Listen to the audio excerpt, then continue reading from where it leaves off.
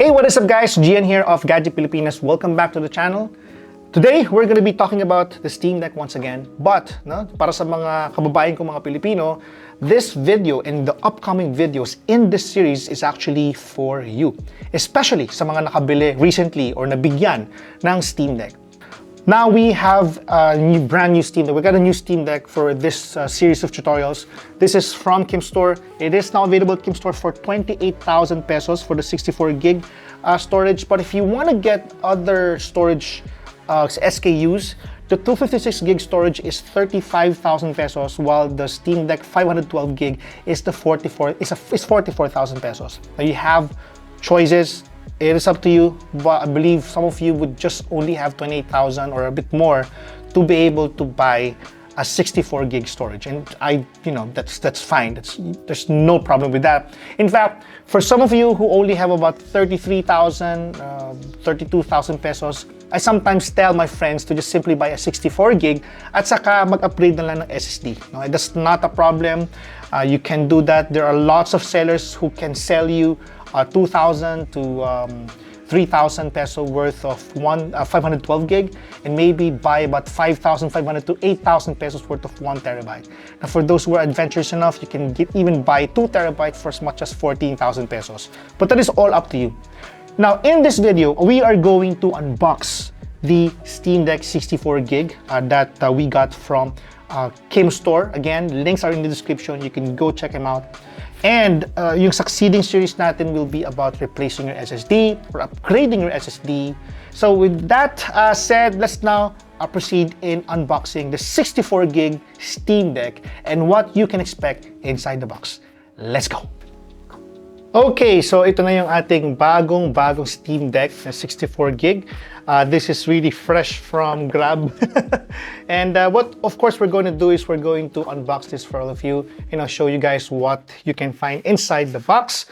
Again, this cost 28,000 pesos from Kimstore. You can go and check them out on Shopee, Lazada. They're also available on they have their own website as well. Right, so let's go and check this out. Here, carefully. You have to be very careful in opening boxes. Yan. No, it's very surprising that we got the Steam Deck very early in the Philippines. I was actually expecting the Steam Deck to come around by mid of 2023. But it is a little surprising because unofficially dumating si Steam Deck because the announcement was actually South Korea, Taiwan, saka Japan, no? Pero surprisingly, ay meron na rin dito sa Pilipinas. Alright, let's go and let's see. This is the box. Let's see, one way to find out if it's really opened up now or hindi is through the contents and if the pull tab is already open. As you can see, mukhang fresh pa siya. Before we get there, let's first check out the contents of the smaller box right here. It says here valve. This one's still not opened. Bit from here. There. Here is the charger, the Steam Deck, which should give us about 45 watts, if I'm not mistaken. Okay, and then we have here also the manual. And that's about it inside this little box. And we're just gonna bring this back. So we don't need that for now because we already have a charger for our Steam Deck. And this is the star of the show, Steam Deck mismo. Let's put this right over here for now. And the back are just some other information. Let's go and check out. This is still unopened, as you can see right there. Right, not yet opened. So one way to really find out if it's really opened or not is if yung tab dito ay tanggal na. Okay?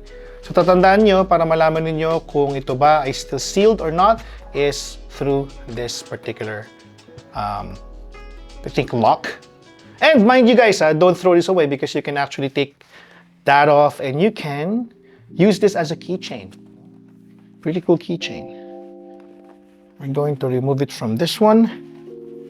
On this side, ayaw nating i-rip, no? Now, difference when you get the 512 gig is that inside this recess area is meron ditong parang case, lalagyan, no?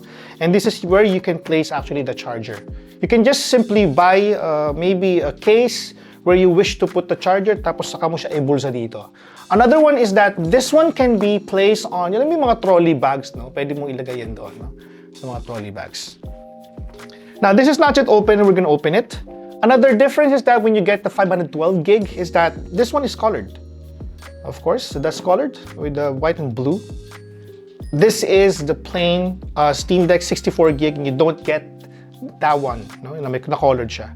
Plus, I believe that this one is glossy, no? Glossy yung kanyang display. All right.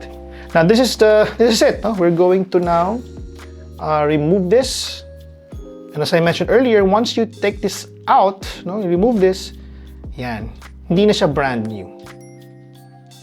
There you go. But as I mentioned, I'm gonna keep this because this can be used as a keychain. I'm gonna keep that. Open natin. Moment of truth. There you go. We have the Steam Deck, a brand new Steam Deck, guys. Brand new Steam Deck. It's very light. And yeah, glossy yung kanyang display. Now, if you get the 512 gig, it has a matte. It's matte, no? Yung display niya. Now, ito yung Steam Deck na ano. I just put a tempered glass, kaya mukha na siyang glossy. I don't mind that. It's my preference. Now, nakita nyo naman, no, pangit yung pagkakalagay ko. So, don't be like me. Naglagay ako ng Tech Beast na cover and I didn't do it really right. Nagsayang ako ng pera, but I'm just leaving it be because I just want to remind myself na I suck at putting wraps on. But anyway, that's fine. Now, the next thing you do is to inspect if there are any issues on the triggers. And then you check also the joysticks. If you have any problems there. If it's sticking, check nyo lang. Same thing with this one. Press nyo lang. It is normal. Now, you won't hear any clicking.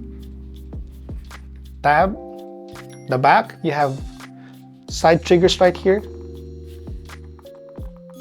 Right there. See if intact pa yung mga screws. Right there. Saka ito. Now, regarding this one, if you insert a USB type A, for example, that one, loose talaga yan, no? Huwag kayong mag-alala. You don't need to worry if it's loose. It's really the design, no? It's designed to be that way. Okay, it's designed to be that way, so don't worry about it. All right, now let's turn it on. Hopefully, there's a battery from the factory.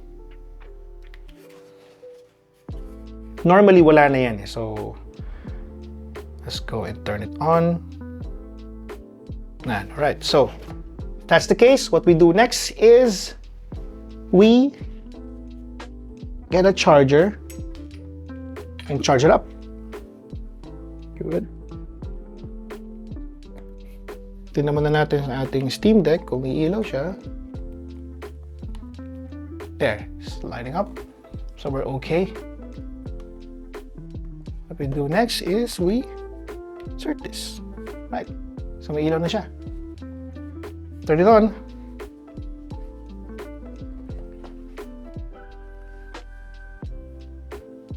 Tayin lang natin siyang magbukas. There you go. Bukas na siya. Now, para sa mga nagtatanong, no, ang Steam Deck ay, of course, you need to have a Steam account. No? If you don't have a Steam account, you can go to steampowered.com and then you make sure to sign up. No? Ngayon, as a game store, digital distribution store, of course, there are some free games that you can download via Steam, no? But then there are also games that are, of course, no, for sale. Meron din naman ng mga naka-sale. No? Like ngayon, if you're watching this during the winter sale, you have, of course, a choice to buy some games. I have a video that speaks about the games that I play on my Steam Deck, no? And as a matter of fact, I have some of them right here, or you can go and check in the video up top. All right, there you go. We are now in the welcome screen. Now you have a choice. Of course, if you touch this, you won't feel anything yet because you will be asked to set everything up muna. Press natin yan. We go to our time zone. We are +8, no? Para sa mga Filipinos based in the Philippines. So Singapore Standard Time tayo. Alright, and let's key in our password. There. Cool. Let's just wait for a bit. Because what it's going to do is we're actually setting things up. It's installing the OS. Let's wait for it to finish.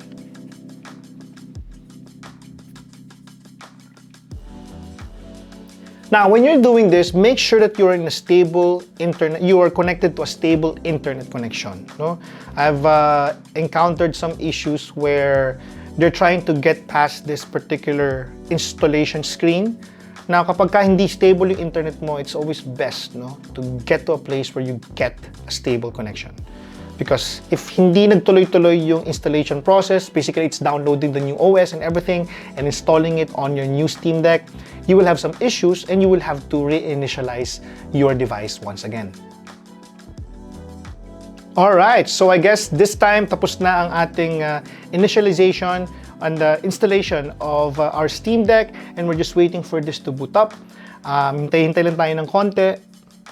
Now, for those of you who are not aware, yes, you can use a 64 gig na Steam Deck lang, no? And you can just simply buy a micro SD card na either 512 or 256 or maybe 1 terabyte if you have the budget. The only downside there is that there are some shaders that might be installed on the Steam Deck that will really eat up the storage. So yun lang, you just have to manage that. And maybe for some people who are not really installing a lot of games, you can just simply install 1 or 2 games, finish those games, and then after that, you install a new one again, or uninstall the games that you just finished, and then install new ones. Yun lang naman, no? And I guess that's fine, no? That's totally fine. But for those of you who are adventurous enough, for those of you who wish to really upgrade their Steam Deck and maximize it to its full potential, then yes, you can buy an SSD if you want, and then replace or upgrade what you have. In this case, it's 64 gig. Nasa inyo po yan. Alright, so I think na-install na lahat, and this time around, it's rebooting, so you can proceed to the actual Steam OS. Alright, now once you see this, that means you're good to go. Once again, you go English, you go Singapore Standard Time. As you can see, no, ito pa rin yung OS kanina. It's just that it's upgraded. We just click that again, and you now will be asked to sign in. Now, in my case, of course, if you, again, as I mentioned earlier, if you do not have an account, you can create a new account. But if you have, for example, a Steam app on your phone, for example, I have one right here, you can just simply go here and click this button at lalabas itong QR code. This is the upgraded or updated file, or I mean updated application, and just simply sign in using the QR code. Boom. And that's it. It is now loading my user data on the device, and it should sign me in. Now, if you're not using this particular application, you can just simply sign in the quote-unquote antiquated way by using the username, putting the username and also the password. Now, before I start playing, let's take a quick tour of the device. Press any button or tap the screen to continue. Now, before we do that, of course, tingnan muna natin, hawakan natin, and then just tap the screen. It will now tell you what to do, what this button does, what this button does, and this is the power button, just to give you guys a quick overview of the buttons. Okay, let's tap that. Volume. Let's increase the volume. Let's tap it. Last of all, down below is the micro SD card slot right over there. Have fun. And that's it. Now, the next thing we do is I encourage you to click the name, your name, and then after that, i-claim mo yung rewards. No? Now, kapag ka nakabili ka na ng Steam Deck, like what I did, no, you cannot do that again, no, because I've already claimed mine. But if you just got your Steam Deck, be sure to claim your rewards. And then you go to account details. You go to devices. As you can see, I have 2 devices with me. This is, I believe this is, yeah, I think this is the one we just got. So this is type B stick, no? It's type B, yung thumbstick, because these thumbsticks can actually be replaced. No? Unfortunately, yung available na thumbsticks that use Hall sensors rather is only for type A. Same thing with this one. I believe this one is also type B. Right. So the ones we have are both type B. I was actually hoping for this one to be type A so that I can use the one that I mistakenly bought, because I bought one no, na gulikit. We have to make sure that the game that you're going to play is really made for, it can be played on the Steam Deck, or if it's Steam verified. Of course, there's a way for you to see that very quickly. Now, if you see the menu right there, it says there that it is verified because of the check button. Same thing with other things like Neon White and Ultra Kill, and also Crisis Core, Final Fantasy VII Reunion, and Vampire Stories, or Survivors rather. Now, what happens is that there are some games that are not fully compatible, like Sonic Frontiers. Now, if you click that, if you click this game info, it tells you that it's playable, but it's not fully compatible. Yun. So may mga ganyan mga bagay. So sa mga nagtatanong na, paano po yung mga games na hindi fully compatible, can I still play them? For Sonic Frontiers, for example, I was actually able to play it properly, no issues. For Brotato, the same thing, because it is verified. Now, for example, if I want to know more about Brotato, if it's playable or not, I click this from Proton DB. It tells me that on Steam Deck, no problems on Steam Deck. Works perfectly fine out of the box. Now, if I want to check Sonic Frontiers, yan, Frontiers, we're looking for. Yan, it says gold. You click that, and then it will tell you that it runs very well on Steam Deck with a mix of low and high settings. Ano ba yung mga pwede mong gawin? Yan. For example, for this particular user, he said, no, for Lemon Juice and Orangeade, he said that it can be locked at 60, but you can change, or you can lock it to 40. TAA or anti-aliasing is set to TAA. You can make these changes on your game so that it will be smoother. You'll have smoother gameplay. Now, in the case of Brotato, I mean, let's give you guys an example. Let's click that. Let's install. Same thing with Vampire Survivors. Let's install that.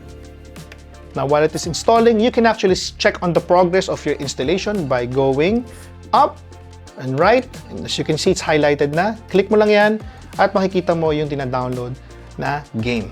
Now, ano ba yung Proton layers na yan? Now, there are some games that don't work properly, no, without any layers. Now, what it does is, what you can do is actually you can open the game with a Proton layer on top of it para ma-run niya yung mga Windows games. Kasi may mga games na hindi agad automatically magra-run. Pero kapag ka-deck verified yan, wala kang problema. As you can see, it's now downloading right over there. Alright, now it's completed.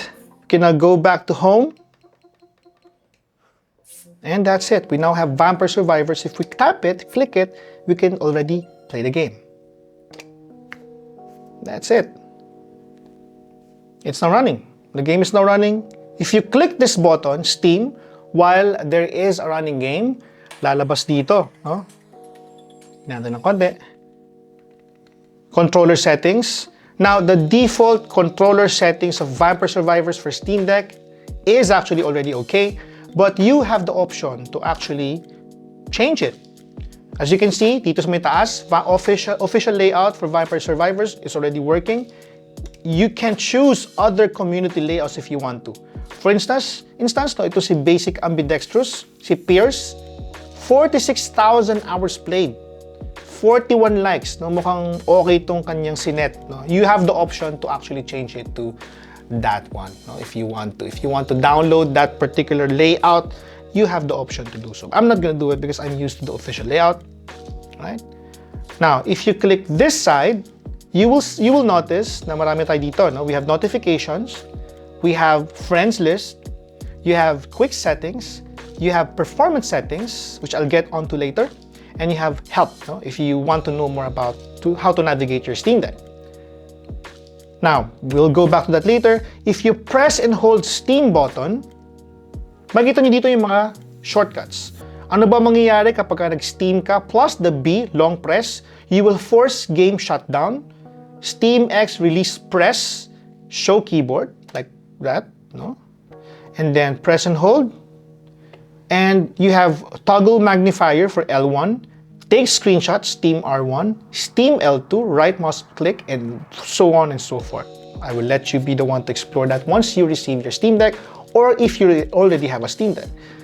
Now, if you press this button, you hover or go down to performance. If you click that, if you click performance overlay level, dito lalabas yung FPS. Kung gusto mong gandahan pa ng konti yung layout, na horizontal, ito yung pinakabago ngayon. You go to the third option. It looks like this, rectangular on the upper left. If you go to 4, ito yung mas malaki na maraming kang makikita na information about how your Steam Deck is running the game. No? Ano ba yung resources na kinakain ng game na ito? Ano ba yung kanyang FPS? No? Ano ba, kung gumagamit ka ba ng FSR, no, for this particular game? Ano ba ang battery level niya right now? No? Ano ang RAM na kinakain ng game na ito? Alright, but we'll stick to this one, which is my favorite.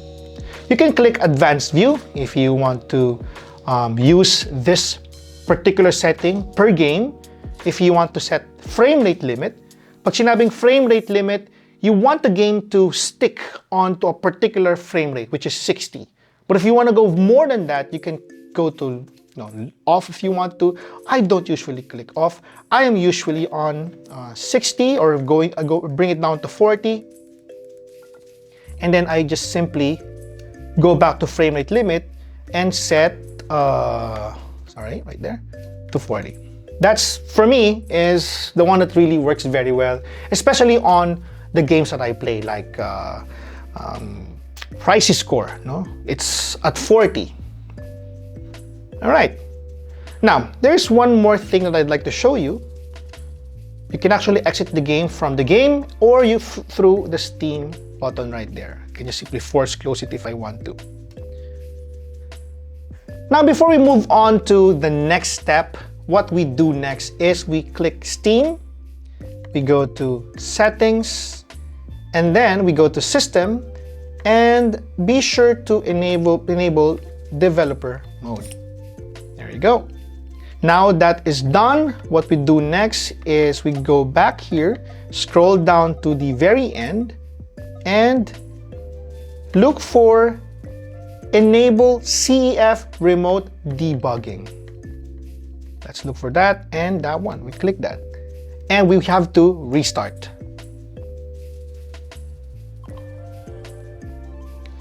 Now that we've restarted, we will now move on to the next step, which will help you tweak your Steam Deck. Of course, that will be our last tutorial right after the unboxing. So now what we do is we go click in Steam Deck. Punta tayo ngayon sa Power. We go to Desktop. Now, after doing that, I highly encourage you to put a password on your Steam Deck. And that is by doing this. Click nyo itong button na to. Go to Steam Deck User. Yan. And change password. Now, for my password, which I don't know if you want to, do the same thing, it's just simply PASSWD. And then close that, and then go to Confirm Password. Click that. Steam X. PASSWD. Enter. Click that button. Click Search. Press and hold Steam and X. Type Konsole. Alright, and then next thing we do is we type the following commands, which you can also see in the description box below. Curl, space, shift, no, dash rather, shift L, https colon / github.com / Steam Deck Homebrew with capital S, D, and H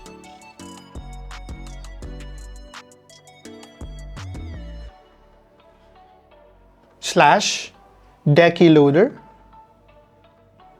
Decky Loader /raw /main /dist /install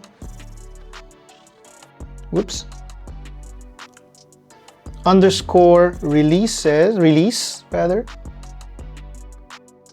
There you go. There. Much better if you have a keyboard.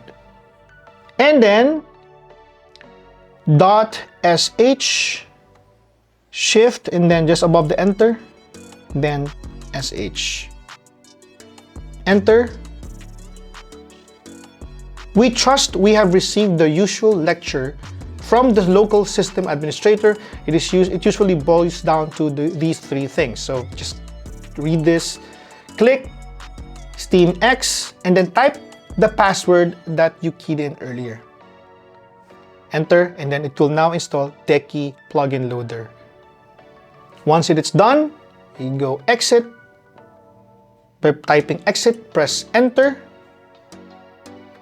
and return to game mode. Alright, it will now boot up to game mode, and we will now see and check if it is already installed properly. We hit this button, and you will now see another icon right over there, which is Decky.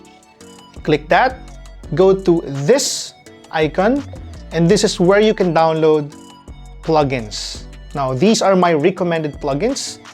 I have another video of that which you can see in the description box below or right over on the upper right corner. CSS Loader if you want to change the layout of your Steam Deck. Alright. Next is Vibrant Deck. Install that. Alright. Next is if you want to control the fan settings, then you can download Fantastic, but I don't recommend this, especially if you're new in Linux or new in tweaking your hardware. Proton DB badges. This gives you a shortcut to Proton DB, which I also recommend that you install. Alright. And also, we have another new one here, right here. This is Animation Changer. So if you want to change the animation, boot animation and suspend animation, this is what you use.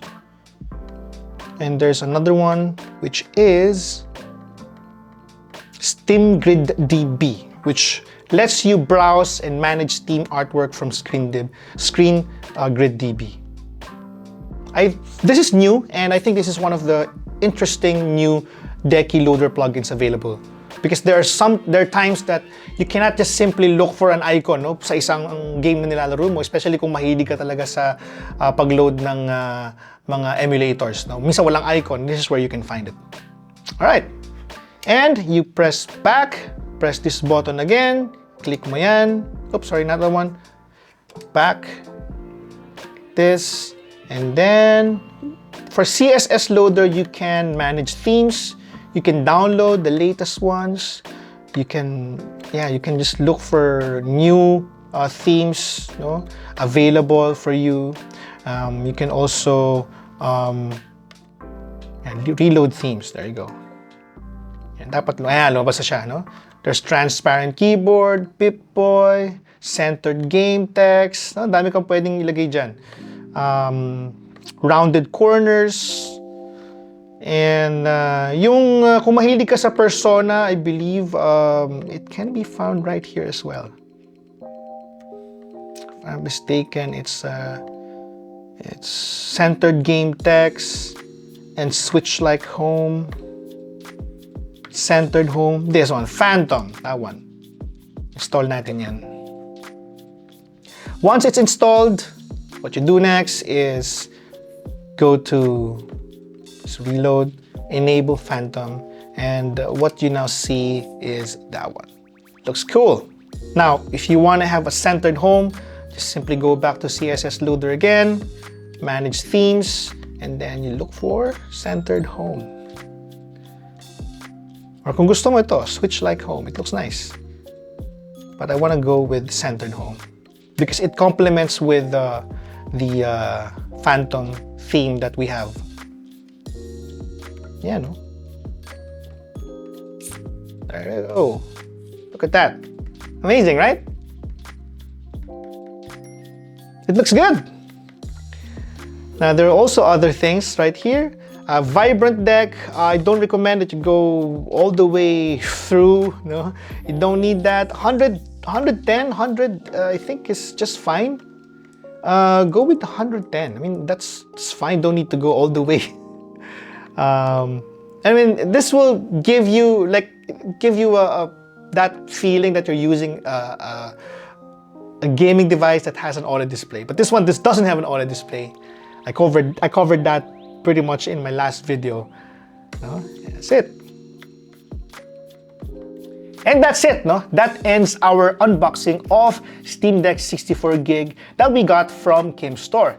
Next, pag-uusapan naman natin kung ano yung mga accessories na sa tingin ko ay magiging applicable o magiging importante sa bago mong handheld gaming console.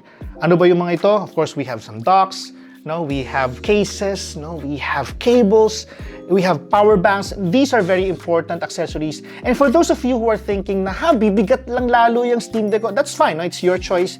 It is up to you if you want to really, put more attachments to your Steam Deck. It's definitely up to you. But for those of you who are really wanting to, maximize the use of your Steam Deck, explore further the OS, the Linux OS that's made for this particular handheld gaming device, you're free to explore and free to listen to our next video. Again, so that's it. Thank you so much for watching, and I'll catch you on the next one. Bye.